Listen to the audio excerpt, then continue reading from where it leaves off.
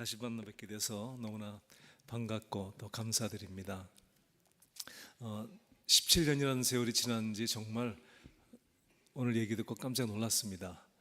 제가 날짜를 기록해 놓지 않아서 한 10년쯤 됐을 거다 생각을 했는데 17년이라는 세월이 흘렀습니다. 다시 이렇게 불러주셔서 너무나 감사드리고 그때만 해도 사람들이 오랜만에 저를 만나면 하나도 안 변했네요. 예전과 똑같습니다. 그런데 요즘은 그렇게 말하는 사람이 하나도 없습니다. 요즘에 이렇게 만나면 저를 쳐다보고 세월이 많이 흘렀네요 그러든지 아무 말도 안 합니다. 근데 조 목사님은 저를 보고 아무 말도 안 했습니다. 없는 말을 안 하는 분이라서 저도 조 목사님 보고 아무 말도 안 했습니다.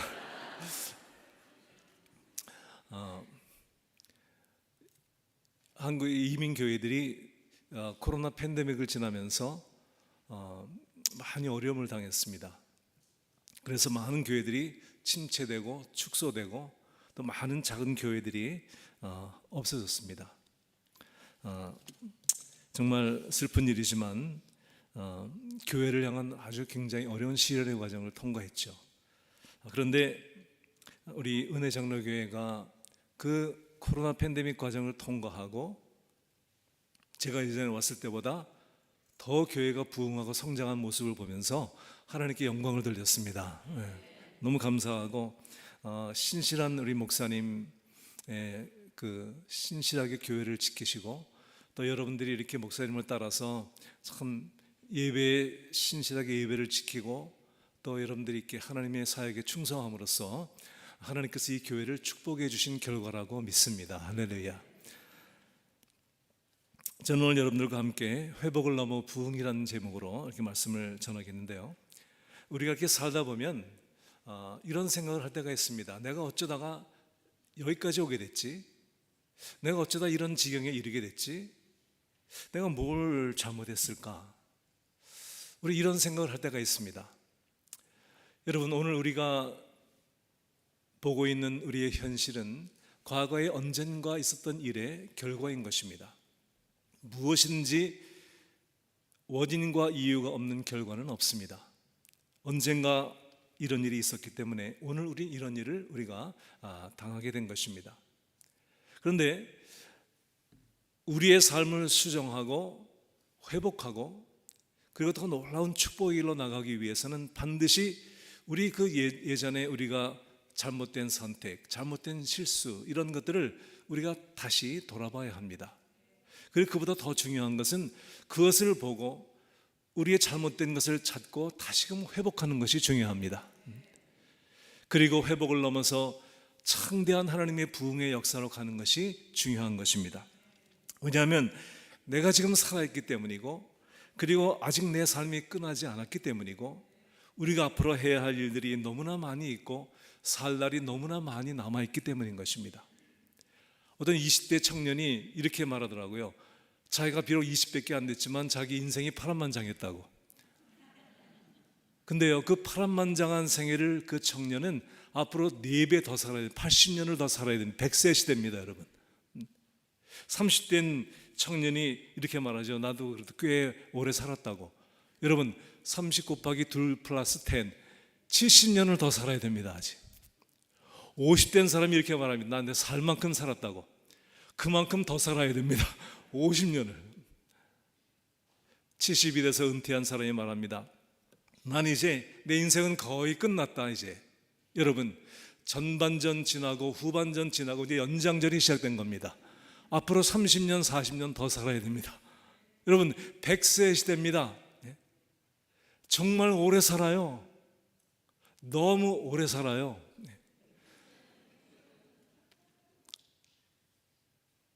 그런데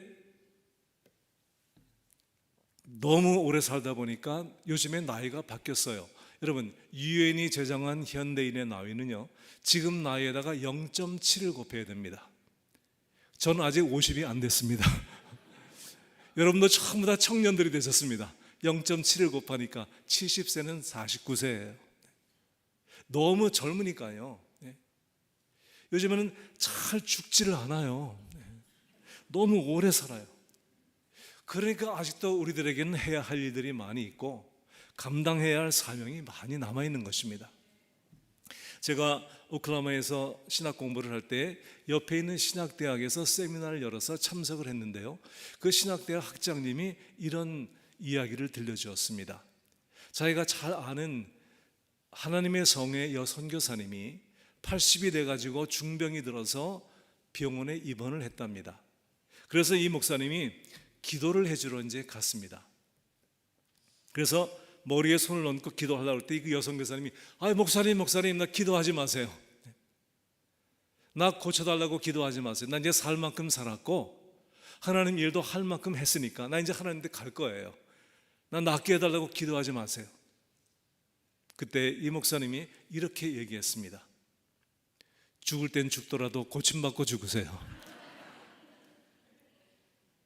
근데요, 그 목사님이 안수기도를 했는데 이 선교사님이 깨끗하게 치료받고 퇴원하셨어요. 자기는 죽으려고 그랬는데 어떻게 산 거예요. 깨끗하게 고침받아서. 그리고 나서 이 여선교사님이 그때로부터 10년을 더 전국을 다니면서 집회를 인도하고 사역을 하다가 90이 되던 어느 날 천막 집회에서 말씀을 증거하고 그 밖에 나와서 쉬는 시간에 의자에 앉아서 자는 듯이 하나님께로 가셨습니다. 저는 그 얘기를 듣고 너무나 그것이 이 마음속에 부러웠습니다. 나도 언젠가는 아프다가 골골하다가 침대에 누워서 오줌똥 싸다가 죽지 말고 나도 건강하게 주님의 일을 하다가 어느 날 자는 듯이 하나님께로 가야겠다. 저 그런 마음의 소원이 생겼어요. 여러분, 지금은 아직 우리가 죽을 때가 아니에요. 병들어 누워있을 때가 아니에요. 고침받고 회복되어서 건강한 몸으로 열심히 우리는 살아야 할 때, 열심히 사명을 감당해야 할 때인 것입니다. 할렐루야. 저는 여러분 모두가 다 그런 축복을 받게 되시기를 예수님의 이름으로 축복합니다. 할렐루야. 사도 바울도 그렇게 고백을 했죠. 내가 세상을 떠나서 하나님께로 가고 싶지만 내가 아직 살아있는 것이 너희에게 유익이라. 그래야 내가 너희에게 복음을 증거하고 너희를 믿음으로 인도할 수 있으니까 나는 더 살아야 한다. 여러분, 이것이 우리의 고백인 것입니다. 오늘 본문에 보게 되면 다윗의 이야기가 나오는데 여러분, 이 이야기는 다윗이 현재 처한 상황을 우리에게 들려줍니다. 다윗이 지금 돌로 맞아 죽게 된 상황에 처한 것입니다. 여러분, 다윗은 어린 소년과 그 첫 청년기 시절에 이스라엘을 쳐들어온 블레셋 땅의 골리앗과 싸워서 그를 죽여 이김으로 전쟁에 승리해서 이스라엘 땅의 영웅이 되었습니다.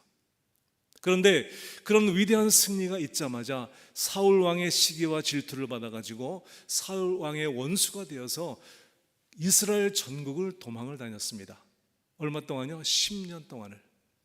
그러면서 그 전국을 다니면서 도망을 다니는데 산으로 들러 굴속으로 숨었는데 더 이상 도망할 데가 없는 거예요.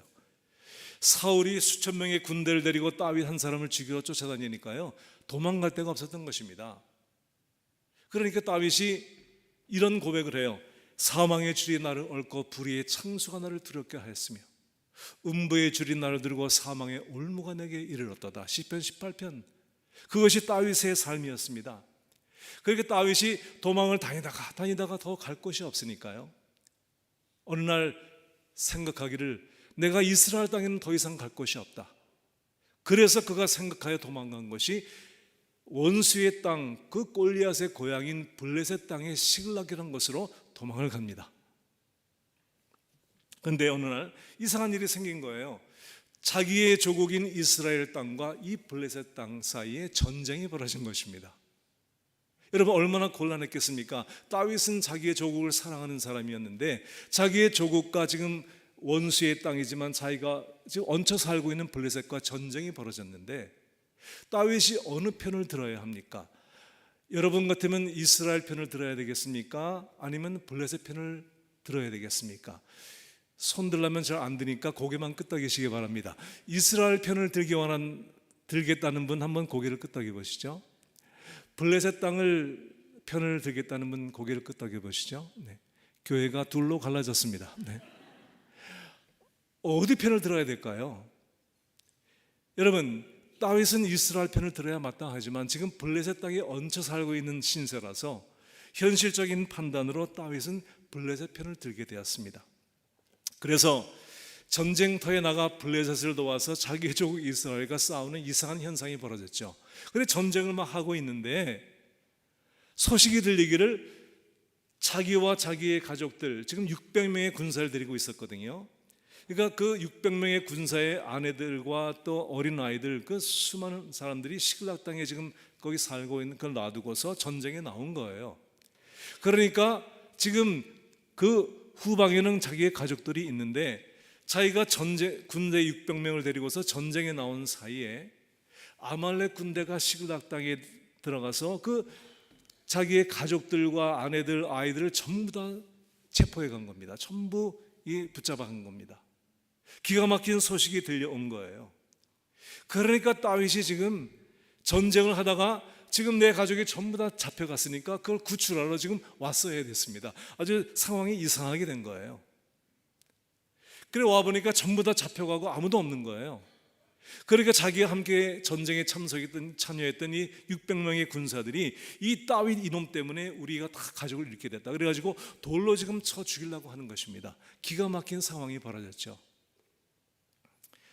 정말 어찌할 수 없는 절박한 상황, 지금 돌에 맞아 죽을 그 상황에 처해서 지금 다윗이 죽게 된 그 상황 속에서 어떻게 그가 회복할 수 있었느냐, 오늘 저는 그 말씀을 드리려고 하는 것입니다. 왜 그런 일이 생겼는가?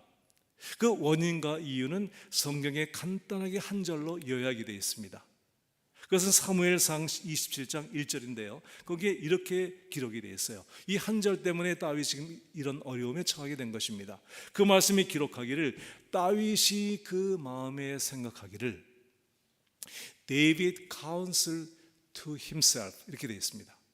그러니까요, 이스라엘 전국을 도망을 다니다가 더 이상 도망갈 곳이 없으니까 어느 날 다윗이 마음에 생각을 했습니다. 야, 더 이상 이스라엘 땅엔 갈 곳이 없다. 내가 블레셋 땅이라도 가서 살아야 되겠다. 이런 생각을 한 것입니다. 여러분, 무엇이 문제일까요? 여러분과 저도 그렇게 생각할 수 있겠죠. 분명히 우리가 어려운 상황을 처하면 우리는 이렇게 생각할 겁니다. 내가 어찌할까? 우리는 이런 생각을 할 거예요. 누구나. 근데 이것이 무엇이 문제였을까요? 여러분, 왜 이것이 다윗에게 그를 죽음으로 몰고 간 문제가 되었을까요? 다윗은 언제나 그 이전에 항상 무엇을 결정할 때 항상 하나님께 묻고 결정을 했습니다. 그래서 성경에 다윗이 등장하는 순간에 성경에 이런 말이 나옵니다. 다윗이 여호와께 묻자와 이르되 David counsel to the Lord. 여러분, 다윗은 무엇을 하든지 어떤 상황에서든지 그는 결정을 할 때 항상 하나님께 물어보고 결정을 했습니다. 그런데 상황이 어려워지고 문제가 심각해지자 다윗이 하나님께 묻지 아니하고 스스로 생각해 본 거예요. 그러므로 잘못된 판단을 내린 것입니다. 그래서 그는 바로 이 블레셋 땅에 가게 된 것이죠. 여러분, 예전에는 다윗이 언제나 David counsel to the Lord, 하나님께 물어보면 항상 공식적으로 나오는 말이 있습니다. 그 다음에 나오는 말이 뭐냐면 여호와께서 그에게 대답하시되 The Lord answered to him. 언제나 그가 하나님께 여쭤보면 하나님이 즉각 대답을 하셨거든요. 그런데 다윗이 그렇게 하나님께 묻지 아니하고 스스로 생각하다가 자기의 생각대로 결정을 한 것이 블레셋 땅 시글락이었습니다. 여러분, 내 시작은 미약하였으나 나중은 심히 창대하리라. 이 말은요, 축복에만 해당된 것이 아니고 실수에도 해당되는 말이에요. 한 번 잘못 결정한 것이 커다란 창대한 결과를 가져오는 거예요.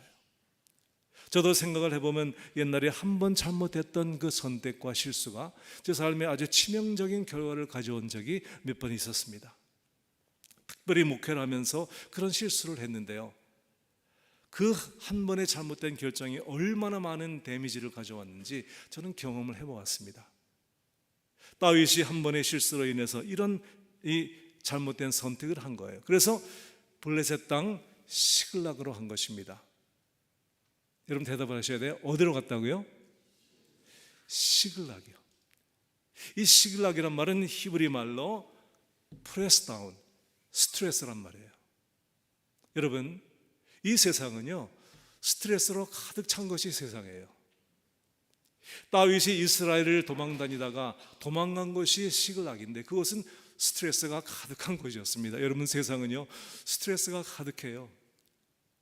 돈이 없는 사람은, 돈 많은 사람은 스트레스가 없는 줄 알죠? 돈이 많은 대로 스트레스가 더 많아요. 돈이 많아도 스트레스가 많고요, 돈이 없어도 스트레스가 많아요. 여러분, 건강에도 스트레스가 많고요, 병들어도 스트레스가 많아요. 가족이 많아도 많고요, 없어도 많아요. 결혼한 사람은 결혼한 대로 스트레스가 많고요, 혼자 살면 또 혼자 살아도 스트레스가 또 많아요. 세상은 스트레스가 많은 것이 세상이에요. 이 다윗이 이스라엘 땅에 있을 때는요, 비록 도망을 다니면서 몸은 고달파도 마음은 평안했어요. 그것이 하나님 안에서의 삶이에요. 비록 세상이 어렵고 힘들어도 우리가 주 안에 있으면 마음이 평안합니다. 그래 다윗은 이렇게 고백을 했죠. 여호와는 나의 빛이요 나의 구원이시니 내가 누구를 두려워하리요. 여호와는 내 생명의 능력이시니 내가 누구를 무서워하리요. 군대가 나를 대적하여 진질지라도 내가 두렵지 아니하며 전쟁이 일어나 나를 치료할지라도 내가 오히려 안연하리로다. 이것이 다윗의 고백이었어요. 그것이 여러분, 예수 안에 사는 사람의 평안인 것입니다. 할렐루야. 그런데 주님 바깥을 나가면요, 세상은 스트레스가 많은 게 세상인 거예요. 여러분, 평안이라고 하는 것은 환경에 따라서 오는 것이 아니에요. 아무리 환경이 어려워도 내 안에 주님이 계시면 평안한 거예요. 그러나 우리가 세상에 많은 것을 가져도 주님이 안 계시면 그 마음이 항상 불안한 거예요. 저는 불안한 부자들을 많이 봤어요. 제가 신학교 다닐 때 신학교 그 기숙사에 제 룸메이트가 아일랜드에서 온 41살짜리 노총각이었는데요. 지미라고 하는 이 지미가 저에게 이런 얘기를 하더라고요. 아일랜드는 캐톨릭과 이 개신교 사이에 수백 년간 전쟁이 있는 나라예요. 그런데 자기가 예수를 믿기 전에 자기는 평화로운 마을에 살았었대요. 그런데 항상 마음이 불안했답니다. 그런데 어느 날 예수를 믿고 이 사람이 변화가 돼서 군인이 돼가지고 전쟁터에 나갔는데 총알이 위에 막 날아다니는데요, 마음이 너무나 평안하더래요. 예수님께서 마음에 계시기 때문인 거예요. 평강은 환경으로 오는 것이 아니고 그 마음속에 평강의 주인이신 주님이 계시면 마음이 평안한 거예요. 그런데 다윗이 그 주님의 임재를 떠나서 시글락, 스트레스가 많은 세상으로 간 거예요. 그러니 문제가 생기기 시작한 거예요. 여러분, 문제는 언제나 있습니다. 문제가 없는 곳을 찾아서 간다고 해도 그게 문제가 없는 것이 아니에요. 여러분, 문제가 없는 곳에 살기 원하십니까? 제가 소개해 드릴 테니까 오실래요? 저희 동네에 오시면 Fairfax Memorial Park라고 공동묘지가 있는데 거기는 문제 없는 사람만 모여 있습니다. 여러분, 내게 문제가 있다고 하는 것은 살아있는 증거인 거예요. 문제가 있는 것이 문제가 아니고요, 그 마음속에 평강의 주님이 계시면 어떤 문제가 있어도 우리는 능히 극복할 수 있는 거예요. 다윗은 하나님의 임재를 떠나서 바로 세상으로 나갔기 때문에 그곳에서 지금 이 어려운 일을 당한 거예요. 그런데 여기에서 놀라운 반전의 역사가 일어납니다. 그것이 여러분 오늘 읽으신 본문의 말씀이에요. 한번 본문을 다시 한번 비춰주시겠어요? 사무엘상 30장 6절에 이런 말씀이 나옵니다. 한번 같이 읽어볼까요? 시작. 백성들이 자녀들 때문에 마음이 슬퍼서 다윗을 돌로 치자 하니 다윗이 크게 다급하였으나 그의 하나님 여호와를 힘입고 용기를 얻었더라. 할렐루야. David found strength in the Lord his God. 다윗이 그의 하나님 안에서 큰 힘을 얻었다고 하는 것입니다. 여러분, 회복의 길이라고 하는 것은요, 멀리 있지 않고 아주 가까이에 있는 거예요. 바로 그 회복하시는 주님이 우리 가까이 계시기 때문이에요. 저는 8년 전에 일찍 은퇴를 했어요. 근데 제가 목회를 그만두고 딱 은퇴를 하니까요, 제일 큰 고민이 주일날에 나갈 교회를 찾는 것이었어요. 여러분들이 주일이 되면 내가 은혜 받을 수 있는 교회가 있다는 것이 얼마나 큰 축복인 줄 아십니까? 당해보기 전까지는 몰라요. 제가 이제 목회 사역을 이제 사임을 했는데요. 주일이 됐는데 한국 교회는 갈 수가 없는 거예요. 왜냐하면 그 동네 한국 사회가 좁거든요. 제가 목사인 줄 다 알기 때문에 어느 교회도 갈 수가 없는 거예요. 한국 교회는. 목사님들이 아주 불편해하고 목사가 가면 불편해해요. 그 자꾸만 축도시키려고 그래요. 그래서 안 가요. 그리고 옛날 우리 교인들이 그 교회에 다 앉아 있는 거예요. 제가 어떻게 가서 예배 드립니까? 그래서 할 수 없이 미국 교회를 간 거예요. 저하고 제 아내하고. 그런데 너무나 은혜가 안 되는 거예요. 어쩌면 찬양을 모르는 것만 골라서 합니까? 여러분 교회처럼 이렇게 찬양이 은혜로우면 얼마나 좋겠습니까? 1년을 다니는데요, 한 주도 똑같은 찬양을 한 적이 없는데, 저도 미국 찬양을 많이 아는데도 모르는 것만 골라서 하는 거예요. 찬양이 은혜가 안 되니까 너무 예배가 은혜가 안 되는 거예요. 목사님 말씀은 좋은데. 그래서 주일날만 되면 너무 괴로운 거예요. 교회에 가기 싫어서요. 목사가 교회에 가기 너무 싫은 거예요. 어느 목사님이 그랬대요. 아니, 어떤 분이 나 교회 안 갈래요. 그랬더니 어머니가 야 그래도 가야지 어떡하니, 나 여기 선거대 지휘자도 보기 싫고 어떤 집사도 나 안 갈래요. 그랬더니 야 그래도 너 가야지, 네가 담임 목사인데 그러더래요. 담임 목사도 가기 싫어요. 사역을 딱 그만뒀는데 교회를 가기가 너무 어려운 거예요. 그래서 주일날마다 제 아내하고 억지로 교회를 갔어요. 그럼 나중에는 너무 찬양이 은혜가 안 돼가지고 찬양이 끝나는 시간쯤 돼가지고 갔어요. 제가 목회할 때 찬양 끝날 때 들어온 사람은 야단을 많이 쳤거든요. 제가 그 신세가 된 거예요. 그렇게 지내고 있는데 감사하게도 코로나가 터진 거예요. 그때부터 교회를 안 나갔죠. 너무 잘 됐다. 그리고서 집에서 아내하고 예배를 드렸습니다. 근데 여러분, 아내를 앉혀놓고 무슨 설교를 하겠습니까? 제가 아내 보고 회개하라 그러면 제 아내가 뭐라고 그러겠어요? 너부터 회개하라 그러죠. 예배를 드리는데 몇 주 드리니까요, 예배가 너무 힘든 거예요. 그래서 점점 예배도 안 드리게 됐어요. 그렇게 4년이라는 세월이 흘렀습니다. 제가요, 목사는 고사하고요, 내가 구원을 받았나 이것도 제가 의심이 되는 거예요. 너무 영적으로 이렇게 침체가 되니까요. 정말. 그리고 저희가 사역을 그만두면서 이제 비즈니스를 시작했거든요. 제 아내의 은사를 살려가지고 꽃가게를 저희가 한 거예요. 그래서 4년 동안을 꽃 속에, 사람 말고 진짜 꽃 속에 파묻혀 살았어요. 일 속에 파묻혀 산 거예요. 모든 한국 사람들과의 관계를 끊고 백인들이 사는 곳에 들어가서 꽃가게를 하는데요, 완전히 그냥 사람들에게도 잊혀진 바가 되고 그냥 교회에도 잊혀진 바가 되고 그냥 다 잊어버리고 그냥 일 속에 묻혀 살면서 교회도 안 나가고 완전히 황폐한 심령이 됐습니다. 그래서 저는 그렇게 생각을 했어요. 내 신앙만 그냥 가까스로 지키다가 열심히 일하다가 난 그냥 죽어야지, 그렇게 생각을 한 거예요. 나중에 자포자기가 돼가지고. 근데 어느 날 저에게 굉장히 큰 문제가 생겼어요. 뉴저지에 있는 어느 교회에서 집회를 와달라는 거예요. 제가 사역을 그만두고 장사를 시작한 지 4년째 됐는데 어느 교회에서 무슨 생각이 났는지 저를 다 잃어버린 그때 그 목사가 제 생각이 나가지고 저에게 집회를 와달라는 거예요. 제가 발등에 불이 떨어진 거예요. 제가 안 가려고 했지만 제 마음속에 무슨 생각이 들었냐 하면, 내가 너무나 영적으로 떨어지고 이렇게 버림받으면 안 되겠으니까 하나님이 불쌍히 여기사 그 목사에게 저를 기억나게 하셔서 집회를 초청해 준 것 같은 마음이 드니까요, 제가 거절할 수가 없었습니다. 그래서 정신이 바짝 들어가지고 다시 이제 회복을 해야 되겠다. 내가 이 상태로 어떻게 내가 집회를 가야 돼? 설교는 그냥 어떻게 할 수는 있겠지만 무슨 하나님의 역사가 있겠냐? 이것은 위선이고 가짜지. 내가 이 회복을 해야 되겠다. 그리고서 다시 무릎을 꿇었습니다. 그리고 어느 정도 회복이 돼가지고 제가 집회를 갔거든요.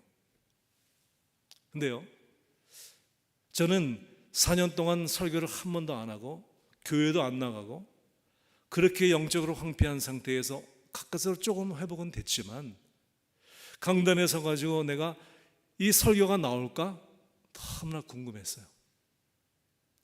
이게 말씀이 제대로 되고 내가 기도해 주면 옛날 같은 그런 일들이 일어날까? 저는 그런 의문을 가지고 집회를 갔습니다. 여러분, 저는 4년 동안 하나님께로부터 멀어졌기 때문에 회복하는데 4년쯤 걸릴 줄 알았어요. 네, 정말 제가 놀라운 경험을 했어요. 조 목사님이 저를 도와주셔야 돼요. 잠깐만 이거 올라오실래요? 네. 저기 서 계시겠어요? 조 목사님이 잠깐 하나님으로 이렇게 하겠습니다. 네.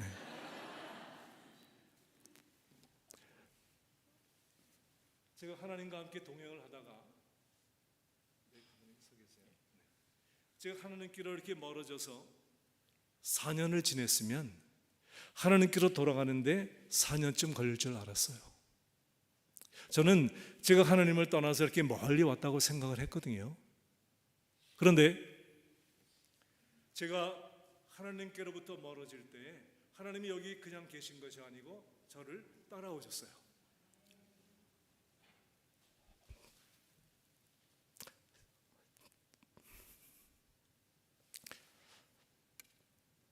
제가 돌이키는 순간 하나님이 바로 여기 계셨어요. 하나님의 이름은 여호와 삼마, 거기 계시는 하나님이세요. 회복하는데 오랜 시간이 걸린 게 아니에요. 내가 회개하고 마음을 돌이키는 순간에 바로 하나님은 그 자리에 계시고 나를 회복시켜 주셨어요. 네. 여러분, 모래 위에 두 발자국 이런 그림 아시죠? 그 모래 위에 두 발자국 예수님과 함께 동행을 하면서 걸었는데 발자국이 중간에 하나가 사라지고 하나만 남았어요. 그래서 이 사람이 그때를 회상해 보니까 자기 인생의 가장 어려울 때였어요. 그래서 주님께 물어봤습니다. 왜 내가 가장 어려울 때 어디 가셨습니까? 그랬더니 주님께서 이렇게 대답을 하셨어요. 내가 아직 들어가라고 안 그랬는데요.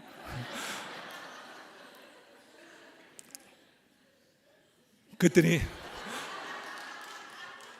하나님께서 다시 나오셨습니다. 네, 하나님이 이렇게 말씀하셨습니다. 그 발자국은 네 발자국이 아니고 내 발자국이다. 네가 가장 어려울 때 내가 너를 업고 걸었노라. 네. 주님이 그러셨던 거예요. 그 주님이 내가 돌이키는 순간에 주님 바로 그 자리에 계셨고, 그리고 내가 그 교회 강단에 올라가서 설교를 할 때 마치 항상 설교를 했던 것처럼 너무 자연스럽게 말씀이 나왔어요. 그리고 병든 자들을 위해서 기도할 때 치유의 은사가 여전히 거기에 있었던 거예요. 이제 들어가셔도 됩니다. 네. 여러분, 하나님은 언제나 거기에 계시는 하나님이셔요. 우리가 마음을 돌이켜 회개하는 순간에 우리는 회복되어집니다. 하나님은 우리를 회복시켜 주시기를 원하시는 하나님이십니다. 다윗이 그렇게 하나님을 힘입어 용기를 얻자 그가 제일 먼저 한 것이 이렇게 말했습니다. 가서 에봇을 가져와라. 에봇은 예배를 드릴 때 입는 옷이거든요. 여러분, 코로나 때 가장 코로나가 교회에 데미지를 준 것은 예배를 없앤 거예요. 이 교회는 감사하게 계속 예배를 드렸다고 하지만요, 여러분, 수많은 교회들이 예배를 중단했어요. 그리고 온라인으로 예배를 드리다 보니까 교인들이 이제 교회 안 나가고 집에서 온라인으로 드리는 게 습관들이 돼가지고요, 코로나가 다 풀렸는데도 교회를 안 나가는 거예요. 그래서 많은 교회가 교인들을 잃어버렸어요. 그리고 예배가 중지되면서 많은 교회들이 무너진 거예요. 왜냐하면 이 교회의 생명은 바로 예배고 교인들의 영혼의 생명도 예배이기 때문이에요. 우리는 세상에서 많은 어려운 일을 당해도 이렇게 주일날에 와서 예배를 드리면서 그 심령이 회복되어지고 삶이 회복되는 것이거든요. 근데 예배를 안 드리니까요, 회복될 기회가 없는 거예요. 여러분, 예배가 무너질 때 그 삶이 무너지고 인생이 무너지는 것입니다. 그래서 다윗은 회복이 되면서요, 가장 먼저 에봇을 가져오라고 한 거예요. 내게 에봇을 가져와라. 예배를 회복해야 되겠다. 그리고 나서 그는 에봇을 입고 가장 먼저 나온 말씀이 30장 8절 한번 비춰주시겠어요? 이런 말씀이 다시 나옵니다. 그 다음 절에요. 다윗이 여호와께 묻자와 이르되, 다시 나오잖아요, 여러분. David counsel not to himself but to the Lord. 하나님께 다시 물어봅니다.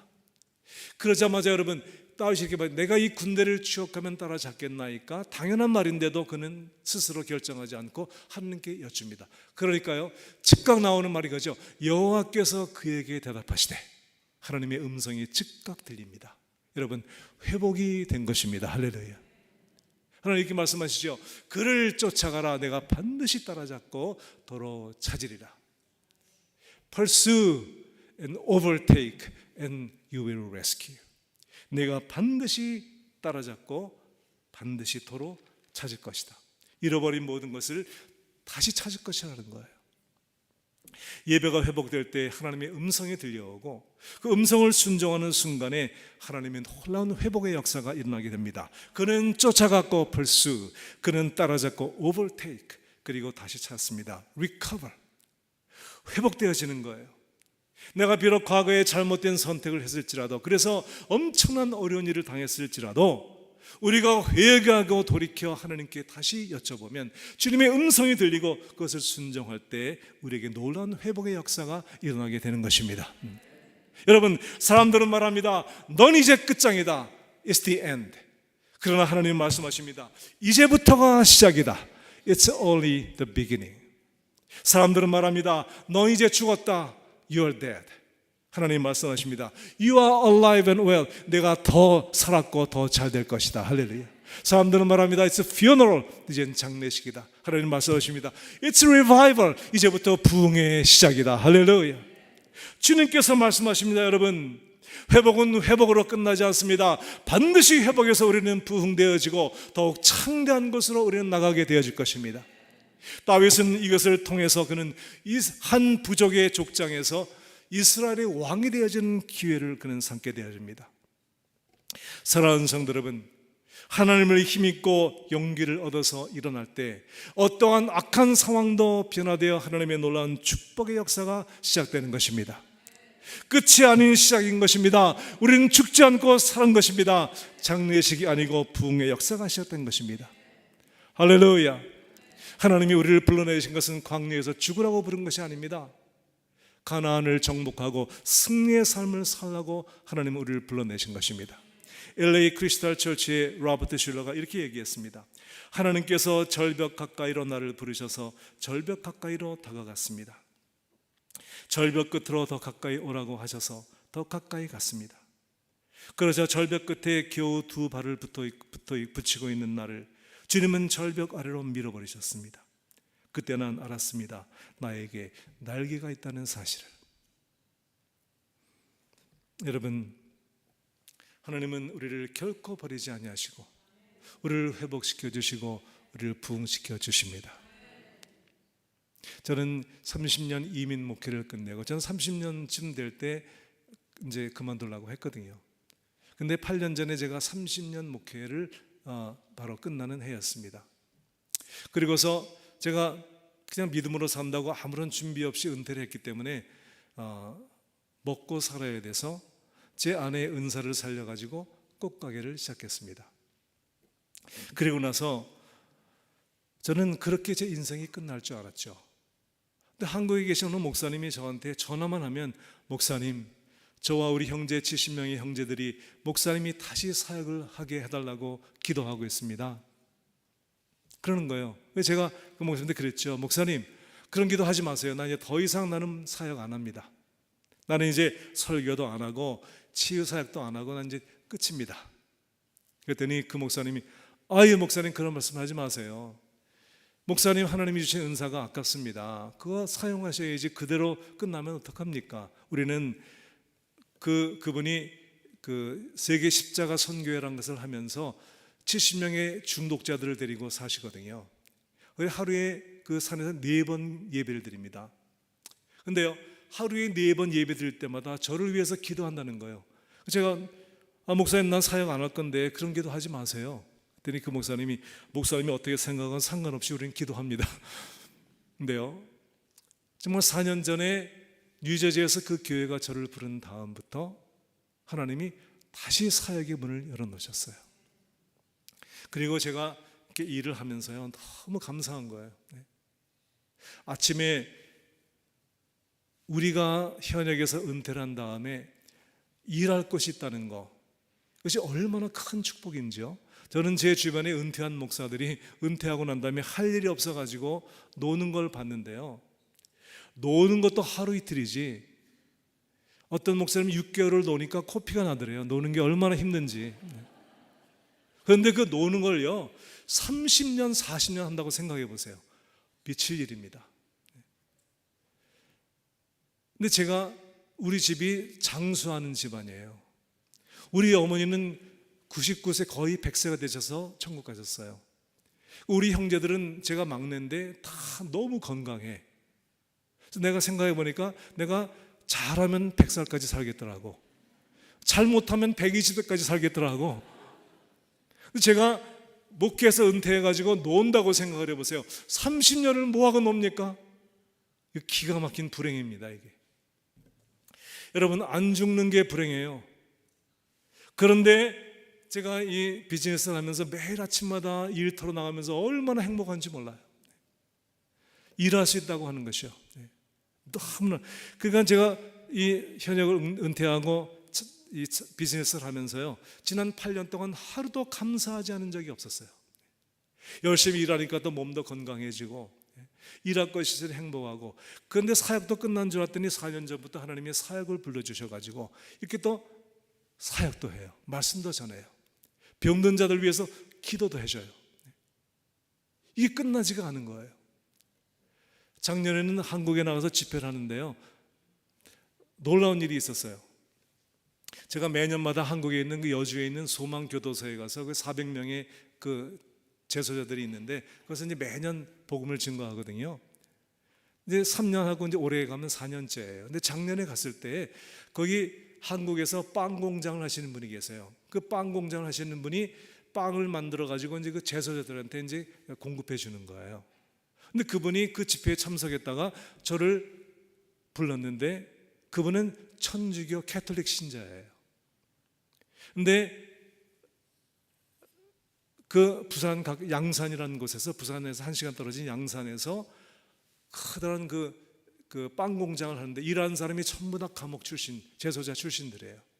그래서 거기서 빵을 만들어 전국으로 파는데, 그 빵을 갖다가 이제 교도소로 공급하는 거예요. 근데 이분이 참석했다가 은혜를 받고요, 저를 그 양산 빵 공장에 초청을 했어요.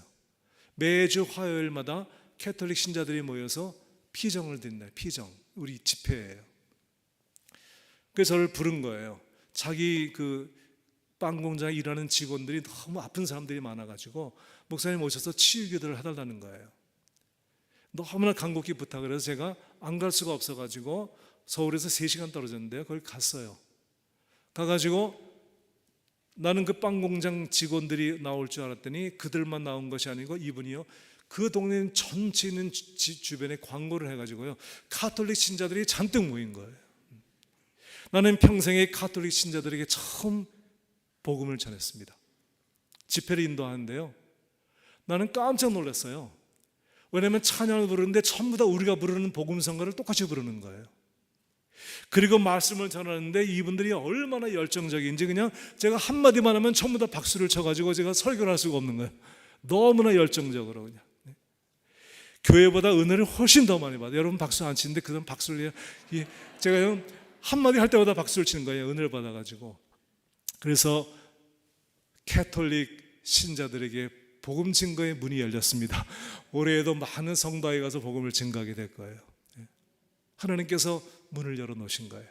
나는 끝났다고 생각을 했는데 주님께서 말씀하시기를 이제부터 시작이다, 이렇게 말씀하신 거예요. 여러분, 제가 은혜 장로교에 다시 올 줄을 난 예전엔 미처 몰랐어요. 그런데 우리 목사님이 불러주시고 여러분들이 불러주셔서 다시 오게 되었습니다. 이번 짧은 기간 동안에 여러분과 말씀을 나누면서 또 산에 올라가서 병들고 아프신 분들을 위해서 일일이 또 치유기도를 해드리도록 하겠습니다. 여러분, 하나님께서 여러분들의 삶 속에 놀라운 회복과 부흥의 역사가 있게 되기를 예수님의 이름으로 축복합니다. 잠깐 우리 자리에서 한번 일어나시겠습니다. 우리 함께 여러분 편안한 자세로 손을 편안하게 드시고 이 시간 우리 함께 기도하면서, 하나님, 오늘 이 시간 성령께서 임재하셔서 저를 만져주시고 새롭게 해주시고 저를 회복시켜 주시고 치유해 주시고 하나님께 저를 새롭게 하여 주시옵소서.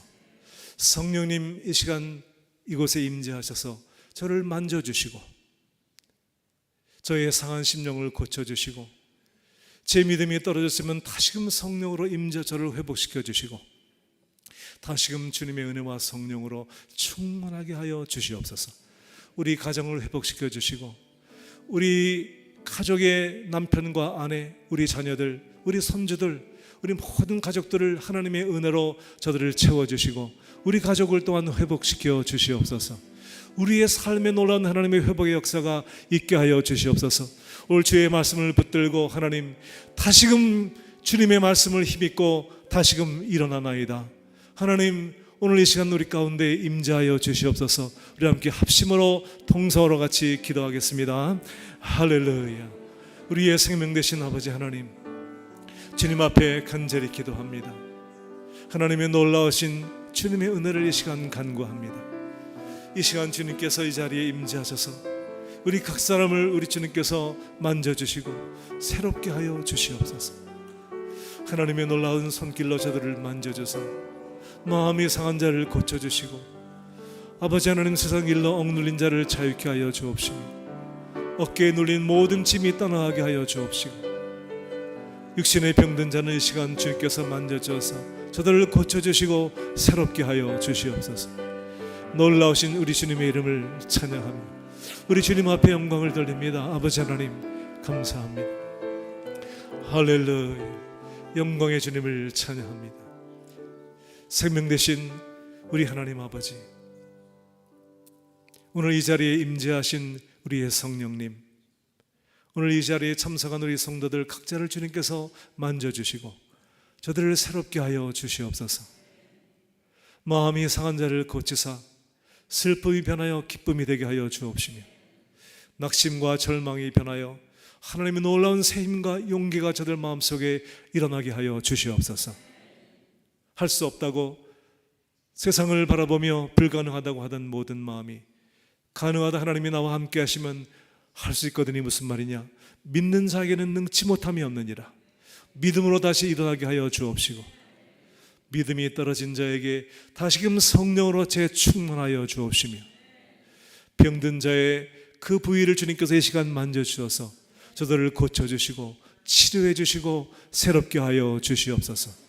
저들의 삶 속에 하나님 일일이 임재하여 주셔서 저들을 치료하시고 회복시켜 주시고 새롭게 해주시고 부흥시켜 주시옵소서. 사람들은 이제 끝이라고 말하지만 하나님, 저들의 마음속에 이제부터가 시작이라고 말씀하여 주시옵소서. 사람들이 너는 죽었다고 말하지만 이제부터 하나님이 우리를 살려주시고 새롭게 해줄 것이라고 말씀하여 주시고, 사람들은 장례식이라고 말하지만 하나님, 이제부터 저들의 삶 속에 부흥의 역사가 일어나게 하여 주시옵소서. 주님, 감사합니다. 이 제단에 성령의 임재가 충만히 임하여 주심으로 이 제단에 하나님의 놀라운 부흥의 역사가 새롭게 일어나게 하여 주시옵소서. 감사드립니다. 영광 돌리며 축복하며 예수님의 이름으로 기도합니다. 아멘.